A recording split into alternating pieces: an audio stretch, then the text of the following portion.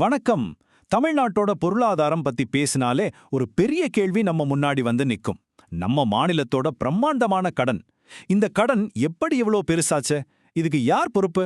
வாங்க இத பத்தி விரிவாக பார்க்கலாம். முதல்ல இந்த நம்பரை பாருங்க. 9,42,851 கோடி ரூபாய். இது சும்மா ஒரு நம்பர் கிடையாது. இது ஒரு பெரிய சுமை. இதுக்கு பின்னாடி இருக்கிற கதை என்ன? ஆமாங்க, இதுதான் 2026ல நம்ம மாநிலம் சுமக்க போறதா கணிக்கப்பட்ட கடன். இந்த ஒரு நம்பர் தான் இப்போ தமிழ்நாடு அரசியல பெரிய விவாதத்தையே கிளப்பியிருக்கு. இதுதான் இப்ப எல்லாரும் கேக்குற அந்த லட்சம் கோடி ரூபாய் கேள்வி. இந்த கடன் ஒரே நாள்ல உருவாகல. இதுக்கு பின்னாடி பல வருஷ அரசியல் மற்றும் பொருளாதார வரலாறு இருக்கு. சரி, முதல்ல கடந்த 20 வருஷத்துல தமிழ்நாட்டோட கடன் எப்படி கொஞ்சம் கொஞ்சமா ஏறுச்சுன்னு பார்க்கலாம். இங்க பாருங்க, 2001ல சுமார் 85,000 கோடியா இருந்த கடன் இப்போ கிட்டத்தட்ட 10 லட்சம் கோடியை தொடப்போகுது. இதுல ஒரு விஷயம் கவனிச்சிங்களா?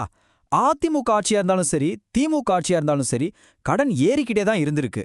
ஆனா ஒவ்வொரு ஆட்சி காலத்திலையும் கடன் ஏறுற ஸ்பீடு மட்டும் வேற வேறையா இருந்திருக்கு. இந்த சார்ட்ல பார்த்தா இன்னும் தெளிவா புரியும். அதாவது கடன் வாங்குற வேகம் எப்படி அதிகரிச்சிருக்குன்னு பாருங்க. ஆரம்ப காலத்துல கடன் அதிகரிப்பு கம்மியா தான் இருந்திருக்கு. ஆனா போக போக, குறிப்பா சமீப காலத்துல கடன் வாங்குற அளவு பல மடங்கு எகிரி இருக்கு. சோ இதுல இருந்து என்ன தெரியுதுன்னா, கடன் வாங்குறதுங்கிறது ஒரு தொடர்ச்சியான பழக்கமா மாறிடுச்சு. எந்த கட்சி ஆட்சிக்கு வந்தாலும் கடன் வாங்குறாங்க. ஆனா யாரு எவ்வளோ வாங்கினாங்கன்றதுதான் இங்க அரசியல் விவாதத்தோட மைய புள்ளியா இருக்கு. சரி, இப்போ இந்த நம்பர்ஸை வச்சு அரசியல் கட்சிகள் எப்படி ஒருத்தர் மேல ஒருத்தர் பழி போடுறாங்க, அவங்களோட வாதங்கள் என்னன்னு பார்க்கலாம். முதல்ல அதிமுக தரப்பு வாதம். அவங்க ரொம்ப ஸ்ட்ரைட்டா சொல்றாங்க. திமுகவோட ஆட்சியில கடன் தொகை கிட்டத்தட்ட 4.5 லட்சம் கோடி ரூபாய் அதிகரிச்சிருக்குன்னு குற்றம் சாட்டுறாங்க. அதாவது முழுசா எவ்வளவு கடன் ஏறி இருக்குன்ற அந்த பெரிய தொகையை அவங்க ஹைலைட் பண்றாங்க. இதுக்கு திமுக தரப்புல இருந்து ஒரு பதில் வருது. அவங்க என்ன சொல்றாங்கன்னா, ஆமா, எங்க ஆட்சியில கடன் 93% உயர்ந்தது உண்மைதான். ஆனா எங்களுக்கு முன்னாடி இருந்த அதிமுக ஆட்சியில 128% உயர்ந்ததுன்னு சொல்றாங்க. அதாவது அவங்க கடன் வளர்ச்சி சதவீதத்தை ஒப்பிட்டு பேசுறாங்க. இப்போ உங்களுக்கு புரிஞ்சிருக்கும், ரெண்டு கட்சிகளுமே வேற வேற அளவுகோலை வச்சு பேசுறாங்க. அதிமுக மொத்த தொகையை பெருசா காட்டுது, திமுகவோ வளர்ச்சி சதவீதத்தை குறைவா காட்டுது. ரெண்டு பேருமே டேட்டாவை வச்சு தான் பேசுறாங்க. ஆனா பாக்குற கோணம் தான் வேற. அப்போ இதுல யார் சொல்றது சரி? இந்த கேள்விக்கு பதில் சொல்றதுக்கு முன்னாடி நாம இந்த கடன் பிரச்சனையை இன்னும் கொஞ்சம் ஆழமா ஒரு பொருளாதார கண்ணோட்டத்துல பார்க்க வேண்டியது ரொம்ப முக்கியம். வெறுமனே கடன் தொகையை மட்டும் பார்க்கறது ஒரு முழுமையான பார்வையா இருக்காது.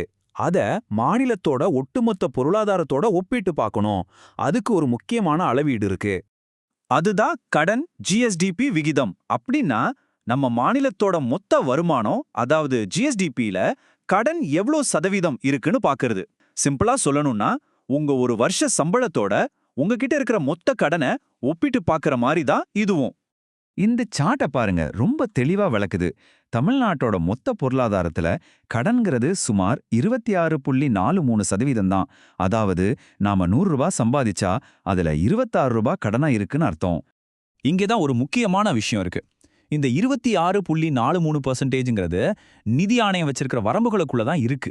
இதை ஒரு சமாளிக்கக்கூடிய அளவா தான் பார்க்கறாங்க.